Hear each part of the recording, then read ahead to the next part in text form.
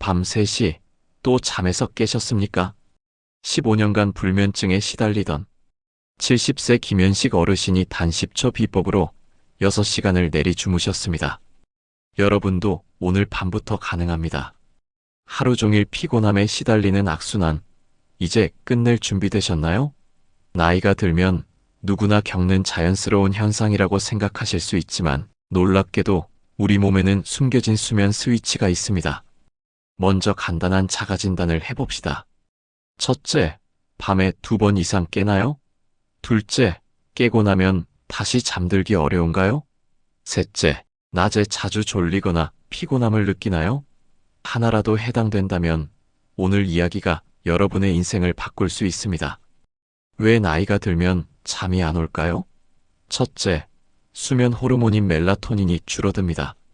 젊었을 때는 저녁만 되면 자연스럽게 졸음이 왔는데 이제는 밤 늦게까지 정신이 맑은 이유죠. 둘째, 활동량이 줄어들면서 몸이 충분히 피곤해지지 않습니다. 특히 근력이 약해지면 더 그렇습니다. 셋째, 노화로 인해 얕은 잠이 늘고 깊은 잠이 줄어듭니다. 그래서 작은 소리에도 쉽게 깨시는 겁니다. 놀랍게도 근력과 수면은 깊은 관계가 있습니다. 근육이 약해지면 잠도 얕아지지만 반대로 근육을 키우면 잠의 질도 좋아집니다.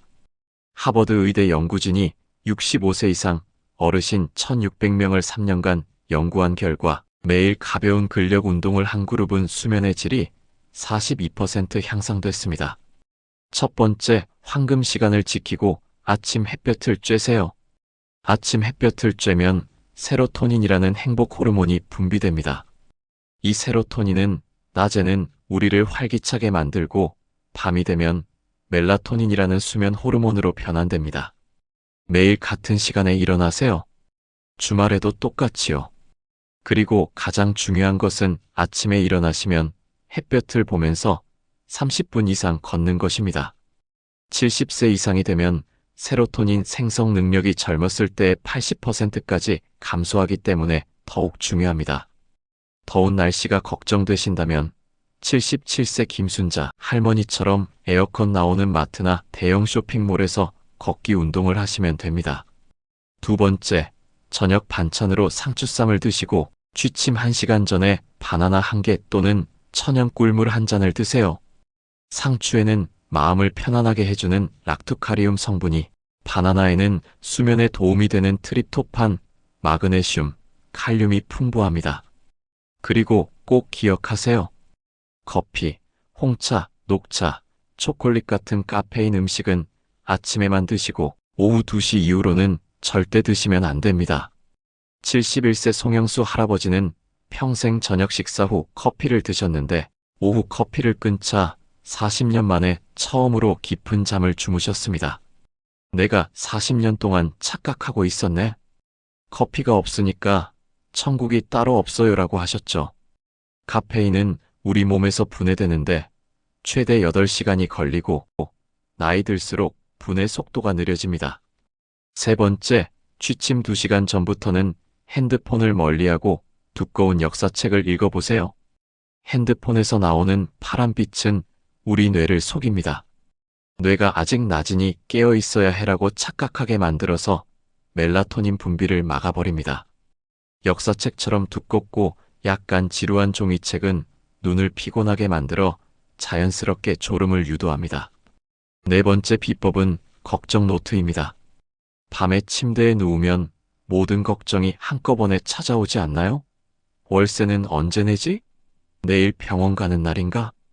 이런 생각들이 머릿속에서 빙글빙글 돌면 잠이 올 리가 없죠.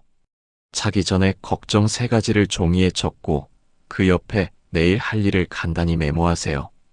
그리고 노트를 덮으세요. 30년간 불면증에 시달린 김명자 씨는 이 방법으로 푹 잘 수 있게 됐습니다. 원리는 간단합니다. 걱정을 종이에 적으면 뇌가 이 문제는 기록해뒀으니 이제 잊어도 되라고 안심하는 거예요. 5번째, 라벤더의 마법입니다. 라벤더 향기는 뇌의 긴장센터를 직접 진정시키는 효과가 있습니다. 천연 라벤더 에센셜 오일 한 방울을 베개 끝에 떨어뜨리고 코로 3번 깊게 숨을 들이쉬어 보세요. 79세 이영수 할머니는 평생 불면증으로 TV를 켜놓고 겨우 졸았는데 라벤더 오일을 사용한 후로는 TV 없이도 잘 주무신답니다.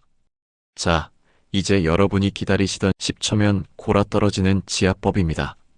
귀 뒤쪽 머리뼈가 끝나는 부분을 찾아보세요. 여기에 움푹 파인 부분이 있을 겁니다. 바로 이 지점이 풍지혈이라고 불리는 중요한 혈자리입니다. 서울대학교 연구팀에 따르면 풍지혈 지압은 뇌의 세로토닌 분비를 촉진해 수면 조절에 긍정적인 영향을 미친다고 합니다. 다이소에서 파는 5,000원짜리 폼롤러가 있으면 더 좋습니다. 폼롤러를 등 뒤에 가로로 놓고 누워서 등 근육을 풀어준 다음 세로로 길게 바꿔 눕습니다. 그리고 귀 뒤 머리뼈가 끝나는 부분을 폼롤러 끝 모서리에 맞추고 머리를 좌우로 천천히 10번 움직인 후 가만히 있어 보세요. 누르는 동안 코로 천천히 숨을 들이쉬고 내쉬기를 아주 느리게 해보세요. 보통 5분 안에 깊은 잠에 빠져들 수 있습니다. 82세 최영철 할아버지는 내가 평생 수면제를 먹었는데 이런 간단한 방법이 있었다니 약간만 해도 자동차 한 대는 샀겠네라고 하셨습니다. 우리는 모두 다른 체질을 가지고 있습니다. 몸에 열이 많은 체질은 평소 더위를 많이 타고 얼굴이 붉으며 손발이 따뜻합니다. 이런 분들은 취침 전에 시원한 물에 발을 10분간 담그는 것이 효과적입니다. 반면 몸이 차가운 체질은 평소 추위를 많이 타고 얼굴이 창백하며 손발이 차갑습니다. 이런 분들은 취침 전에 따뜻한 물로 족욕을 하는 것이 좋습니다. 자신의 체질을 모르시겠다면 간단한 방법이 있습니다. 평소 찬물을 좋아하시면 대체로 열이 많은 체질, 따뜻한 물을 좋아하시면 차가운 체질일 가능성이 높습니다. 수면과 관련해서 우리가 흔히 믿고 있는 오해들이 있습니다. 첫째, 나이 들면 잠이 줄어드는 게 당연하다는 생각은 오해입니다. 나이가 들어도 78시간의 수면은 여전히 필요합니다. 다만 깊은 잠의 비율이 줄어들 뿐이죠. 둘째, 자기 전에 술 한 잔이 숙면에 도움된다는 것도 오해입니다. 술은 처음에는 졸음을 유발할 수 있지만 깊은 수면을 방해해서 오히려 수면의 질을 떨어뜨립니다. 셋째, 낮잠은 밤잠을 방해하니 안 자는 게 좋다는 것도 반드시 그렇지 않습니다. 20분 정도의 짧은 낮잠은 오히려 밤잠에 도움이 됩니다. 단, 오후 3시 이후 낮잠은 피하는 것이 좋습니다. 다음과 같은 증상이 있으시면 전문의 상담을 받아보시는 것이 좋습니다. 첫째, 낮에도 몹시 졸리고 피곤하다면 수면무호흡증이 있을 수 있습니다. 배우자분이 자다가 숨을 안 쉬어서 깜짝 놀랐어라고 말씀하시거나 콧꼬리가 심하다고 이야기하는 경우 의심해 볼 수 있습니다. 68세 김희준 할아버지는 20년간 낮에 늘 피곤하셨는데 검사 결과 밤에 무려 312번이나 숨이 멈췄다고 합니다. 치료 후 마치 20년 전으로 돌아간 것 같다고 하셨습니다. 둘째, 가족이나 이웃이 크게 코를 곤다고 말한다면 역시 수면 전문의를 찾아보세요. 셋째, 오늘 알려드린 모든 방법을 2주 이상 꾸준히 실천했는데도 변화가 없다면 다른 건강 문제가 있을 수 있습니다. 이런 경우 수면다원 검사를 받아보시는 것이 좋습니다. 지금까지 알려드린 방법들을 정리하면 첫째, 매일 같은 시간에 일어나고 아침 햇볕을 30분 이상 쬐기. 둘째, 저녁에 상추쌈을 드시고 취침 1시간 전에 바나나 또는 꿀물 섭취하기.